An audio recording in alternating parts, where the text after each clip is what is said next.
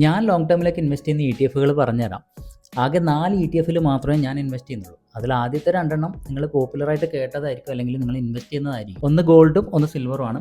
Gold Nippon ഇന്ത്യയുടെ gold piece ആണ്. Silver Tata silver ആണ് ഇൻവെസ്റ്റ് ചെയ്യുന്നത്. അടുത്തത് മോത്തിലാൽ ഒസ്വാളിന്റെ നാസ്ഡാക്ക് 100 ETF ആണ്.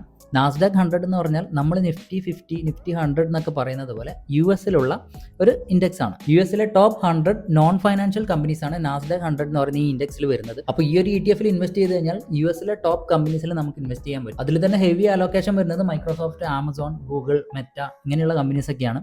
അടുത്ത ETF നിപ്പോൺ ഇന്ത്യ ഹാങ്സെങ് ബീസ് ആണ്. ഹാങ്സെങ് എന്ന് പറഞ്ഞാൽ ചൈനയിലുള്ള ഒരു ഇൻഡെക്സ് ആണ്. അപ്പോൾ ഈ ഒരു ETF നമ്മൾ ഇൻവെസ്റ്റ് ചെയ്യുന്ന പൈസ എന്ന് പറയുന്നത് ചൈനയിലുള്ള ടോപ്പ് കമ്പനീസിലേക്കാണ് ഇൻവെസ്റ്റ് ആവുന്നത്. അപ്പോൾ ഇന്ത്യയിൽ ഇരുന്നുകൊണ്ട് ലീഗലി നമുക്ക് ഇന്ത്യക്ക് പുറത്തുള്ള കമ്പനീസിലേക്ക് ഇങ്ങനെയൊക്കെ ഇൻവെസ്റ്റ് ചെയ്യാം. ഇത്രയും ആയാൽ നമ്മൾ ഗോൾഡിൽ ഇൻവെസ്റ്റ് ചെയ്തു, സിൽവറിൽ ഇൻവെസ്റ്റ് ചെയ്തു, US-ലും ചൈനയിലും ഇൻവെസ്റ്റ് ചെയ്തു, ഇന്ത്യയിൽ നമ്മൾ ഓൾറെഡി ഇൻവെസ്റ്റ് ചെയ്യുന്നുണ്ട്. അപ്പോൾ നിങ്ങൾ ഇങ്ങനെ ഇൻവെസ്റ്റ് ചെയ്യുന്നുണ്ടെങ്കിൽ അതിനെക്കുറിച്ച് നന്നായി അനലൈസ് ചെയ്തതിന് ശേഷം മാത്രം ഇൻവെസ്റ്റ് ചെയ്യുക. പ്രത്യേകം ശ്രദ്ധിക്കേണ്ട ഒരു കാര്യം, ഇതുപോലെ US-ലും ചൈനയിലൊക്കെ ഇൻവെസ്റ്റ് ചെയ്യുന്നുണ്ടെങ്കിൽ അവിടുത്തെ മാർക്കറ്റിൻ്റെ ന്യൂസ്, ഇൻഡെക്സിൻ്റെ പെർഫോമൻസ് ഒക്കെ സ്ഥിരമായിട്ട് ട്രാക്ക് ചെയ്യേണ്ടി വരും.